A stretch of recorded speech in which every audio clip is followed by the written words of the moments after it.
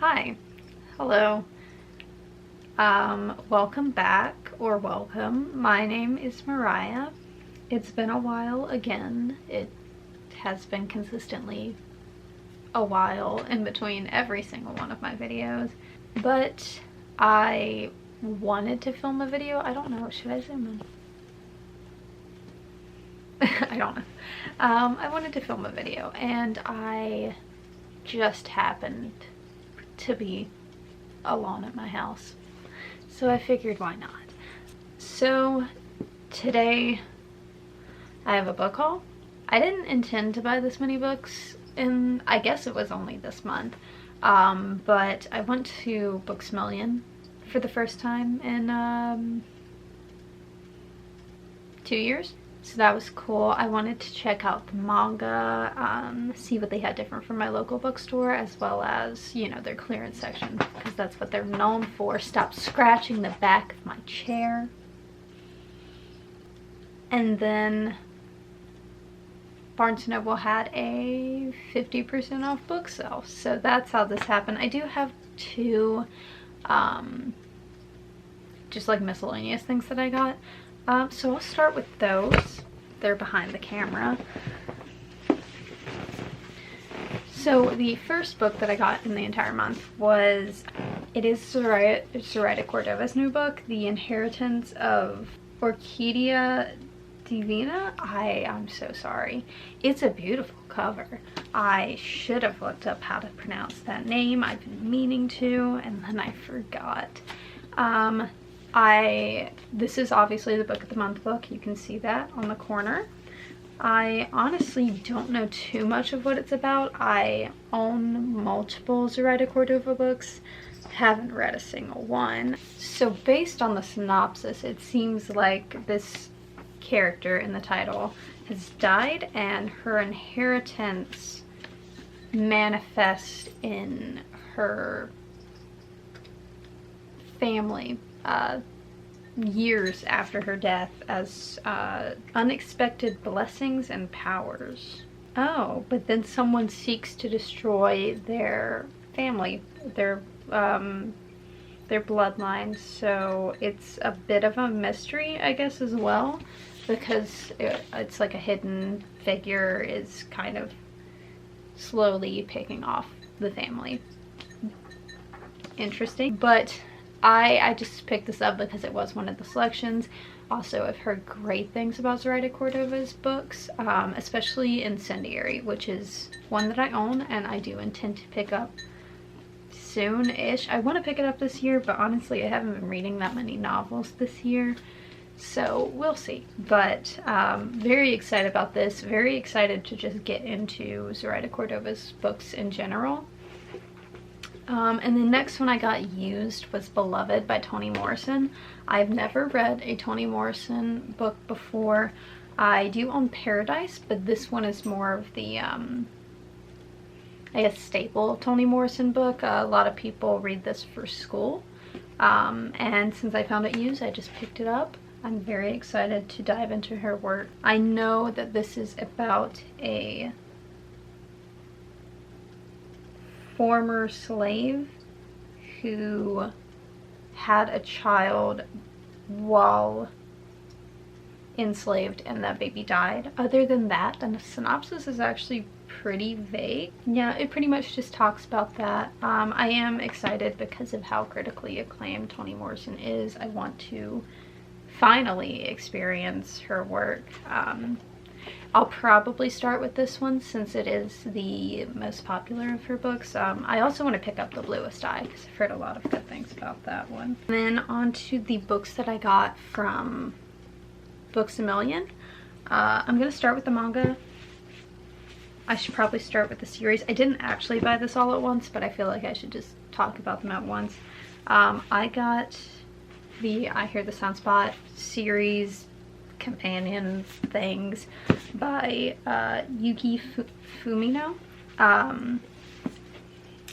These are about a boy who has a hearing disability in college, meeting our main character, and then forming a friendship, maybe a bit more of a friendship. It is in fact queer. So yeah, didn't know that until like the very end of the first volume. I could have just read the tags on Goodreads, but instead I was pleasantly surprised. I've heard good things about these. I have read the first 2 volumes. I heard them mostly from, I think it was Witty Novels.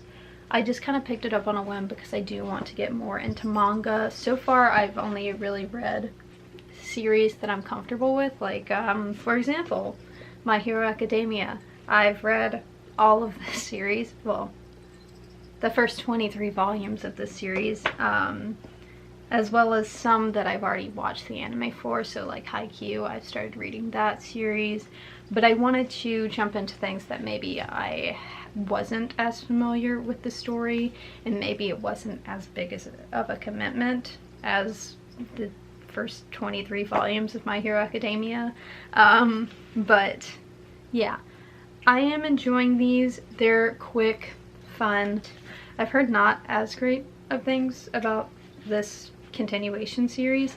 I guess this is called I Hear the Sunspot Limit, and technically the sequel, this orange one that I'm holding backwards, is called I Hear the Sunspot Theory of Happiness.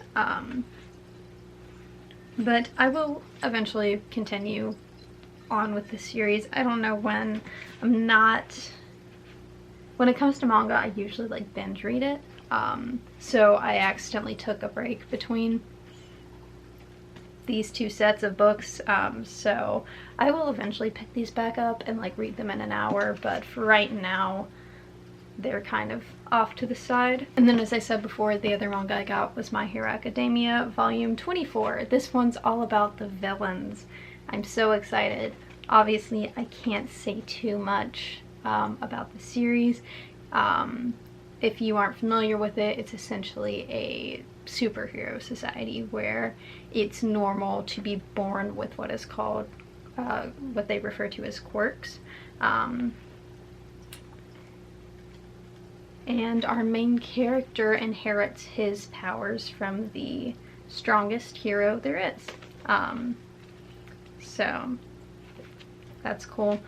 Again, this is the 24th volume. It's all about the villains, the Villain League. The League of Villains, that's what it's called. You would think I haven't read 23 volumes of this already, but... And then the 2 books that I got from the bargain section, both adult books. I Have Nothing to See Here by Kevin Wilson. I've heard about this from Hannah at Snow White Reader, as well as Kat. She's very popular, so I should remember her username, but I don't off the top of my head. Obviously, you guys have probably heard of her, but I will link her down below just in case, since I can't think of what her channel is called. Wait, I have a phone. It's over there. Let me look at it. Paperback Dreams. There it is. I heard about it from her as well. Essentially, all I know is that it's about a person that goes to babysit their friends' kids, and then their kids just spontaneously combust. And that's like a normal thing for them. It sounds wild. Again, it was in the bargain section. That sounds weird, and I want to know, so I got it. And then the other one I got was My Dark Vanessa. This one's definitely made its way around BookTube. It is, I guess, kind of in line with the Me Too movement. It's a girl who had a relationship with her high school English teacher. A relationship that she believed was consensual and wasn't necessarily toxic, and years later someone from her class or one of his newer students or something says that they were sexually harassed by him, and so it's her reevaluating the situation and coming to terms with her trauma. So very dark, but I've heard that it's good and very well researched. So I don't know when I'll pick it up, because that is definitely something I have to be in the right headspace to read about. But, oh, I showed one. And then the last 3 were from Barnes & Noble, the 50% off book sale. I'm gonna go ahead and start with the one that I don't know anything about. And that's Wings of Ebony by J.L. This made its rounds on book Twitter. Book Twitter, I don't even need to read what it's about. If it's hyped, I want it. So that's kind of what happened here. I know this one is a fantasy, or maybe it's not, maybe an urban fantasy. Based on like skimming the synopsis, it seems like it has to do with demigods. And the main character, I guess, is a demigod and is taken after her mother is murdered to the land of the gods. And then she has to use her powers to save her neighborhood because it's being plagued by evil. That's what it sounds like. Interesting. I did not know this had to do with demigods, so that's interesting. I obviously love Rick Riordan, so that's really on par with the kind of things that I would read, or at least my younger self would read, so that's exciting. Then I have The Black Flamingo by Dean Atta. This one is about a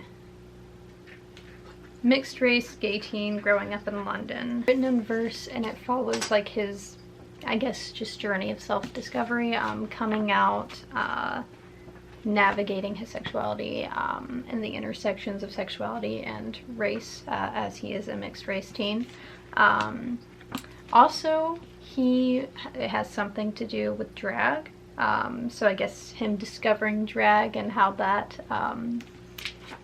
plays a part in his life. I've heard very good things. I think I'm gonna listen to the audiobook because it is in verse. Also, it's just a pretty book, like flamingos on the hardback. It's also hot pink, which is really pretty. And then the last one I got was Yoke by Mary H.K. Choi. I don't know what I started to say just now. Which I've heard amazing reviews about this one recently, specifically from Books with Chloe. I believe this is about 2 sisters who are estranged, and one of them ends up getting cancer, and so because of that they're reunited, and they get to know each other more within the last bit of that sister's life, or at least during her terminal illness. I don't know if she dies, but again, I've heard nothing but great things about this one. Still kind of a darker topic, or at least a sad topic, so I'll have to be in the right headspace for it, but I am excited to read this because of how like hyped up it's been. I haven't read Mary H.K. Choi before, but I'm excited to see how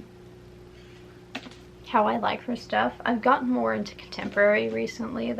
I think a lot of this was contemporary. So I'm still kind of testing out to see what exactly within that genre I like. And hopefully the ones that I picked up will be my taste. But I don't know, we'll have to see. But those are all the books. I'm very excited for all of them.